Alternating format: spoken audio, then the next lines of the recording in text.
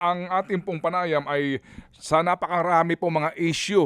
Particular po ngayon, ako, chance ko ito to ask him about the parliamentary status ng panukala po tungkol dito nga sa pagpapasa po ng National Land Use Act. Finally, baka ito na ho ang pakakataon na ito po'y maipasa since the 9th Congress. Good morning po, Senator Raffy. Good morning, Ted. Good morning, DJ. Good morning sa inyong dalawa. Good morning. Opo, paunahin ko lang po si Chacha sa kanyang katanungan po, Senator. Good morning po, Senator. Senator, Good morning. Good morning po. Hingin ko lang po yung reaksyon ninyo. Ito nga po, medyo malungkot na balita. Pangalawang fatal school shooting po yung nangyari after nung Tacloban incident. 2 months pa lang po yung nakalilipas. Ano pong reaksyon nyo dito? Nangyari po dyan sa Ateneo de Zamboanga University. Yes, napakalungkot niya, DJ. As a matter of fact, DJ Chacha, at nakausap ko ngayon si Secretary Angara bago nung nangyari sa Leyte. Sabi ko dapat maging maigpit na yung pagbabantay sa mga eskwelahan, especially sa elementary. Maging sa high school, maglagay ng mga security guard, armed security guard para, at saka mayroong mga metal detector para ma-ensure na lahat ng mga pumapasok na estudyante, maharang yung kanilang mga daladalang kung meron silang mga deadly weapon, kung ano pa man.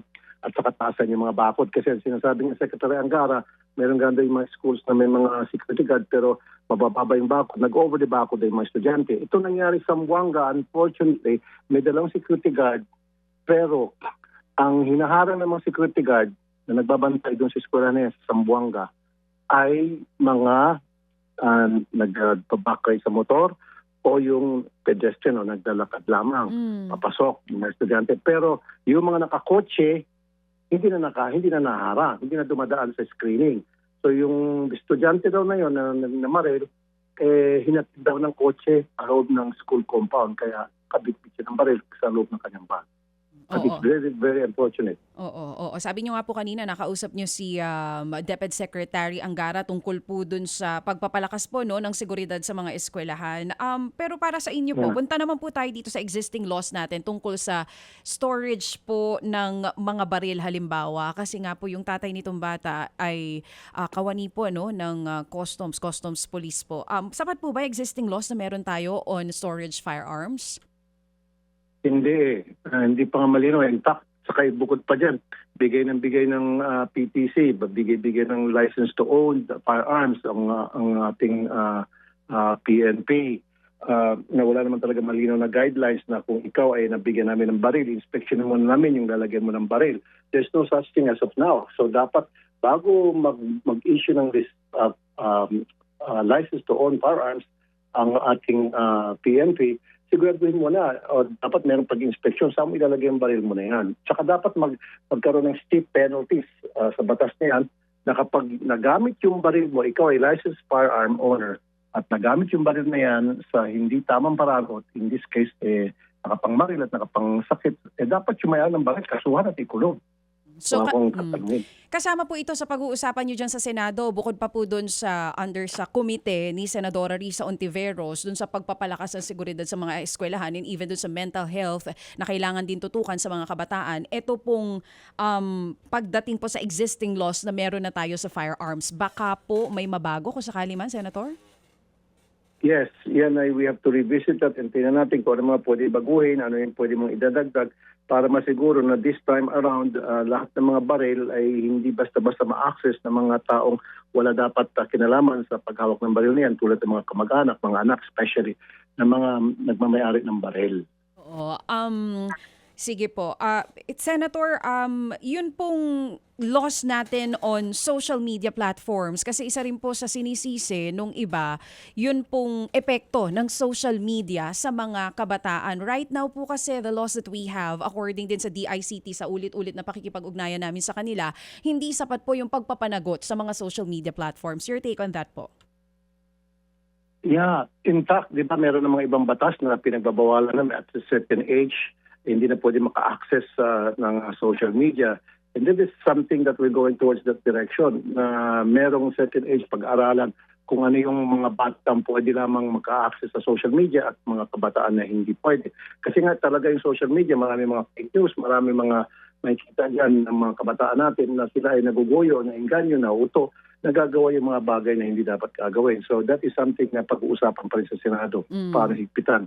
yung access ng sa social media ng mga kabataan natin. Yun nga po nakakalungkot ngayon eh. Nagmo-monitor kami even yesterday pa rin and up to now. Ang dami rin po tungkol sa balita about doon sa nangyari sa Ateneo de Zamboanga, ang mga kumakalat na fake news online at mabagal din yung pag-take down ng mga platforms na may kinalaman doon sa fake news. So Senator, we are hoping dahil nakausap na rin namin kayo ngayon na sana matutukan po ito na talagang kung sakali mabibigyan ng mas mataas na penalties po itong mga social media platforms natin.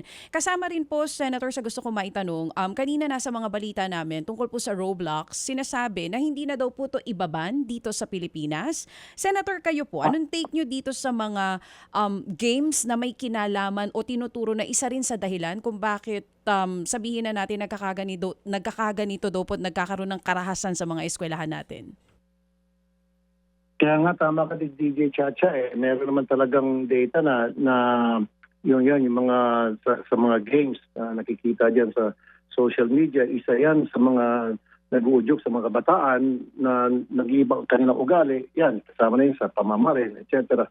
Pero magkakaroon pa rin pag-uusap ang Senado sa Facebook, TikTok, YouTube and all para tingnan kung ano talagang dapat gawin, kung dapat ba i-take down yan. Pero marami mga pumapalag na hindi pa take down yan.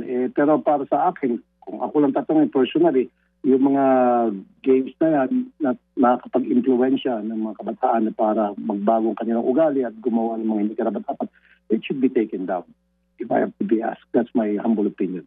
Opo. Yung pong inyo pong naging hearing recently, Senator Idol, yung amyenda sa Juvenile Justice and Welfare Act. Kumusta po yun?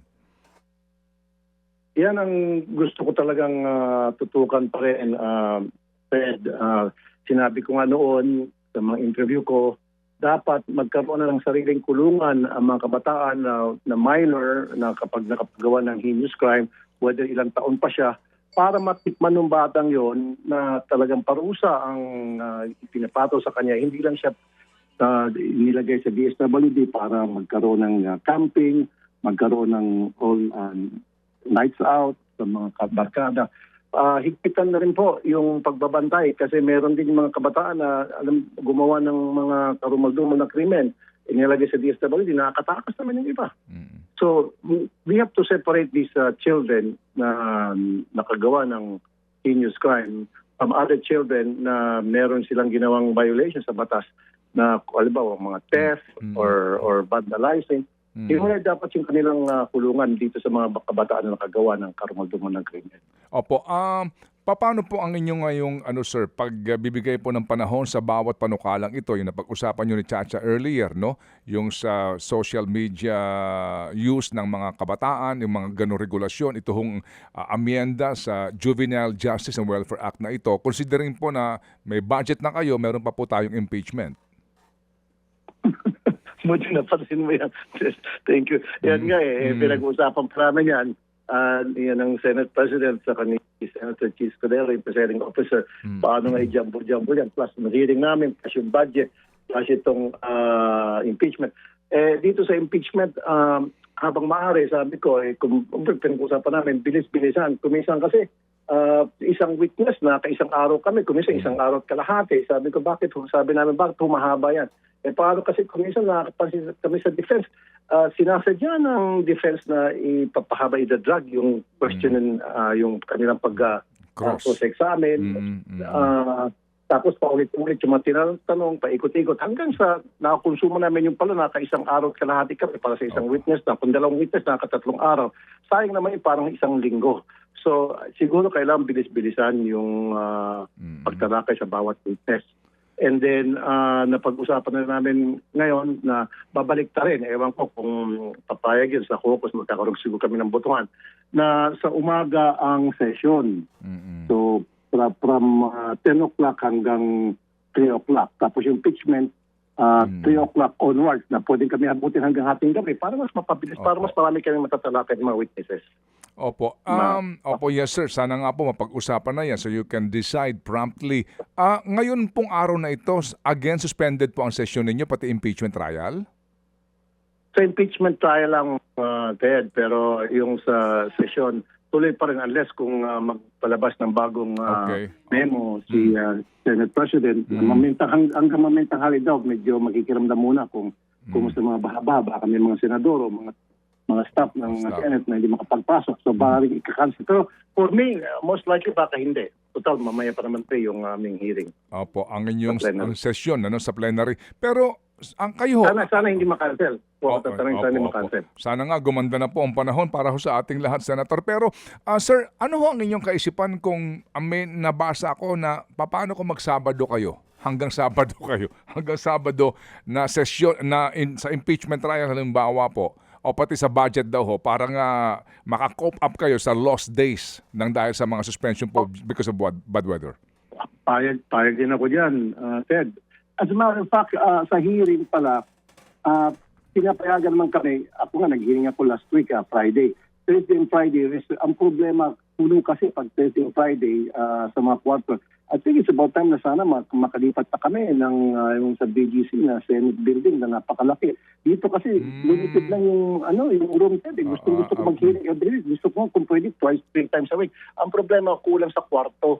Availability, space. Availability ng kwarto, especially So sabi ko, siguro every Thursday and Friday mag-hearing ako. Depende naman sa kwarto yan. Maski gusto yun ng senador, kung wala namang available na room. Nag-aagawang kami, 24 senators kami. O ngayon, sabi natin 21 senators. Tapos ilan ang available room? 4-5. Paano yun? Parang may jumble-jumble yun. Oo nga wala kayong space, no?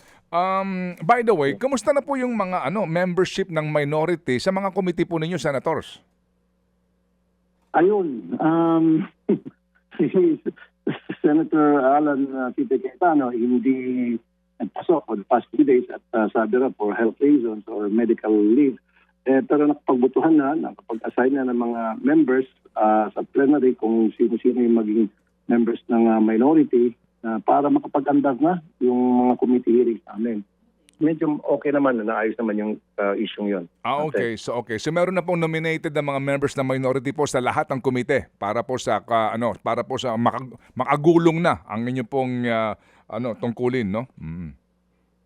Yeah. Sa pagkakaalam ko, Ted, kasi I think it was very late na nagkaroon butuhan at that time.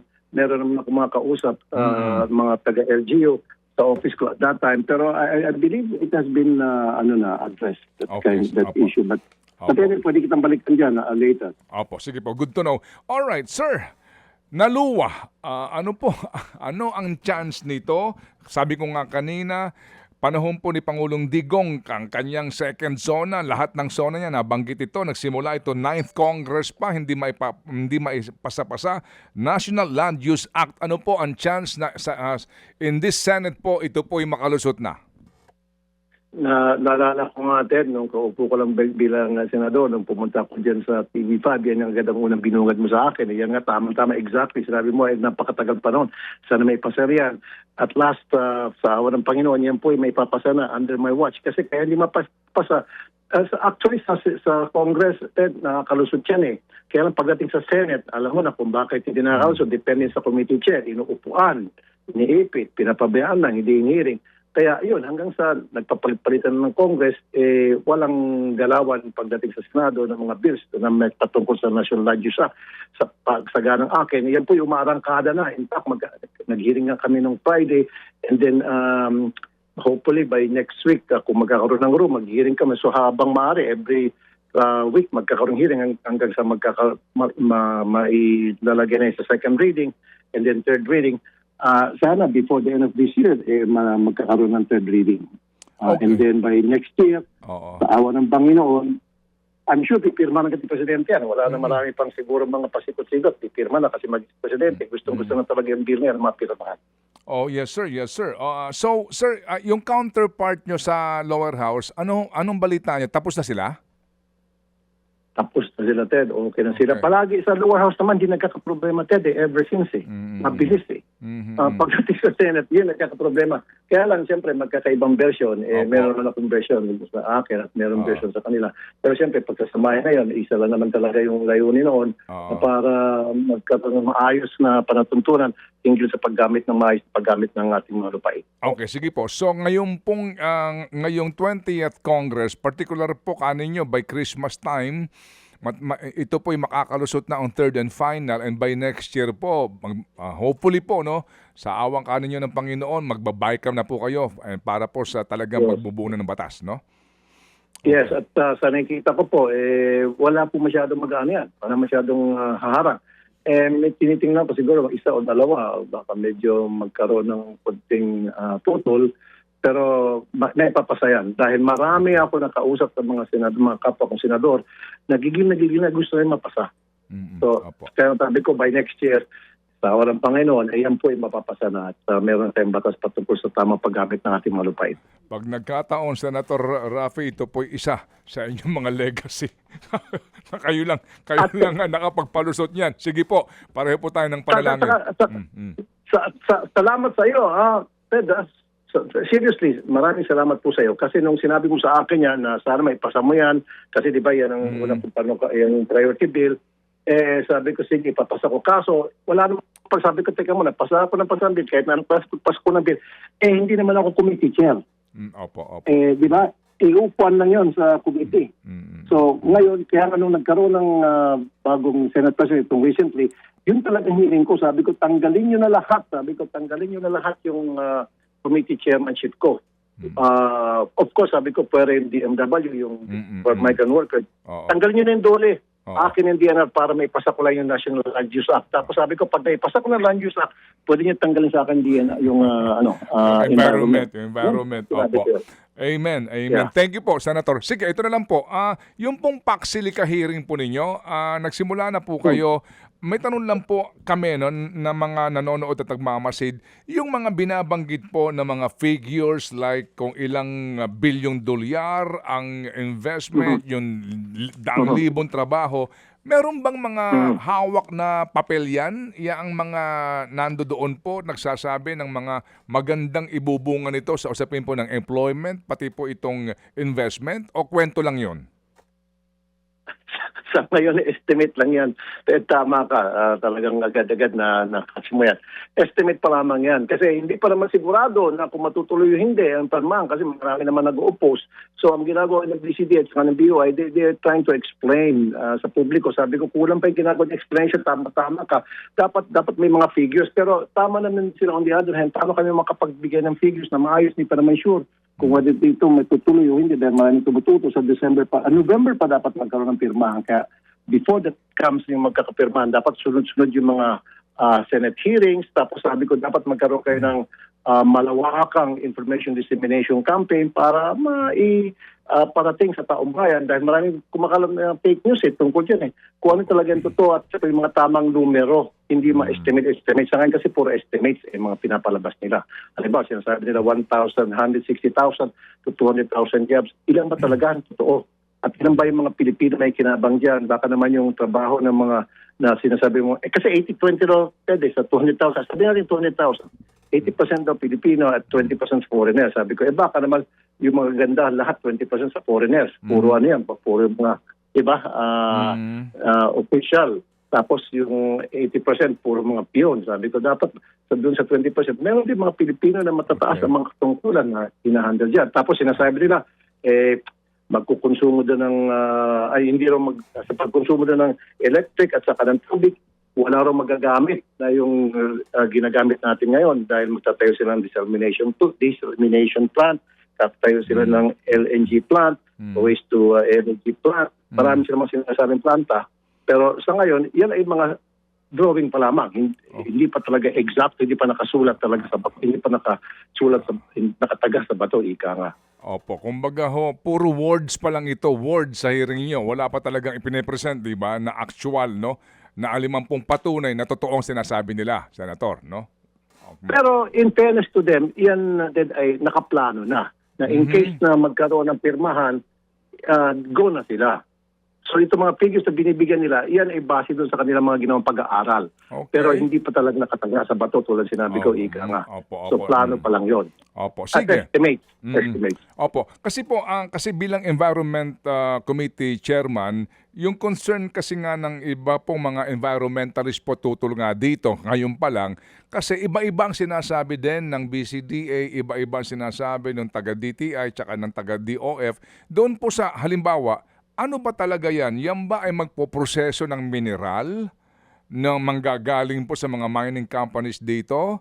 Kung ganon, saan itatapon ang latak? Saan tatapon yung waste? Ano yan? Yan ba ay gagawa po ng mga computer chips ba na saan manggagaling yung mga materyales? Saan ipoproseso? Yung ganon pong detalye, ang sabi po nila, una, kailangan malaman kaagad kasi po yung pangangailangan sa Environmental Compliance Certificate na it's a must, no?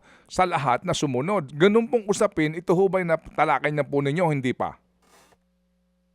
Hindi pa sa ngayon, although nagbigay sila mga estimates, yung mga critical minerals, of course, magtatayo sila ng processing plants mismo doon sa Clark City na kung saan isa tayo yung Pac Silica. Meron daw sila kasama sa plano nila kung paano nila i-handle pag-process nito mga critical minerals, paano nila i-dispose of yung mga waste materials, etc. Of course, kasama na rin yung mga basura na manggagaling sa facilities na yan. So, yan ay nakaplano natin in case na halimbawa matuloy at magkaroon ng pirmahan. Sa ngayon, hindi pa talaga malaliman na pag-uusapan yan and they still have to express. As a matter of fact, nung last na pumunta, magkakaiba-ibang figures ng BCDI, DOI versus NCIP figures at saka itong mga rights group. Sinasabi halimbawa, 300 ang maapektuhan na mga farmers. Tapos sabi naman ng mga rights group, hindi. 2,000 something. Tapos sabi naman ang maapektuhan na IP ng BCDA, 14 household na lang daw. Sabi naman NCIP hindi. 75 pa na household maapektuhan. So sabi ko, teka muna, mag-usap-usap muna kayo. Hanggat hindi kayo mag-usap, pagbalik na sa next hearing, dapat nagbigay na kayo sa amin ng report na kayo nakapag-usap na sa mga taga-NCIP, nakapag-usap na kayo dito sa mga rights group para tingnan natin kung sino ang tamang numero. At saka, very especially important, nakapag-usap na kayo sa mga taga-LGU. Kasama rin sa mga mayor, mga barangay chairman because mas nakakaalam because nasa ground sila eh. Oh, yes sir, yes sir. In the first place, ano ang business model nito? Na-present nila ito and can we demand honesty on the business model? Meaning, talaga bang foreign investor ito o ito po ay mga dayuhan lamang na mangungutang sa mga banking institutions including DBP and Land Bank na lalabas na ang mamumuhunan dito ay Philippine banking institutions na kapag nagkaroon ng problema, they can always leave at yung mga bangko ang mamumroblema sa bayad. Napakaganda yung punto mo niyan, Ted. Yes, yan ay naitanong namin, lumilitaw, base sa amin na pagtatanong-tanong sa Senado nung last hearing, ay yan ay foreign investment. Walang pera mula sa ating banking system ang lalabas. So yan will be a US-led investment at kung later on, dun sa 24 signatories na countries na gusto mag-invest, hindi naman, dali nila sa nilang pera, pero walang pera na manggagaling sa atin, walang perang lalabas mula sa atin. Oh, yan sir. Sana nga po, masiguro natin yan kasi mahirap na baka eventually ang magpopondo pala dito ang ating mga bangko na kapag nagka-problema, aalis sila, yung bangko, wala ka nang sisingilin kasi wala ka namang habol kung yan ay aabandonahin na proyekto, yung lupa sa Clark, yung building, anong gagawin mo doon? Hindi ba? Ganun po yun eh.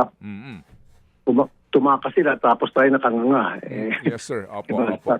Tayong nawalan. Hindi naman mangyari yun. Of course, before nga talagang magkaroon ng final na pirmahan dyan sa Pac Silica na yan, sisiguraduhin namin na ilatag na lahat yung plano at tulad sinabi mo, hindi lang drawing at magkaroon sila ng malawakang information dissemination campaign at this time around mailagay ng mga tamang figures para maging maliwanag sa taong bayan kung ano ba talaga itong Pac Silica at ano ba talaga ang pakinabang ng taong bayan tungkol dito. Thank you. Sige, pahabol lang po kay Chacha daw. Yes po. Pero Senator, mangyari po kaya yan na mabubusisi natin yung about sa framework ng Pac Silica? Dahil ang balita po talaga ang signing by November na daw. Paano po kaya yon? Yes. Kaya nga, sunod-sunod na hearing. Ako may hearing ako sa environment si Senator Riza Ontiveros. Meron din atang hearing doon sa kanyang committee sa business. So, sunod-sunod yan, marathon hearings in the next weeks, in the next coming weeks, para maipaliwanag talagang kung ano yung itong Pax-Silica.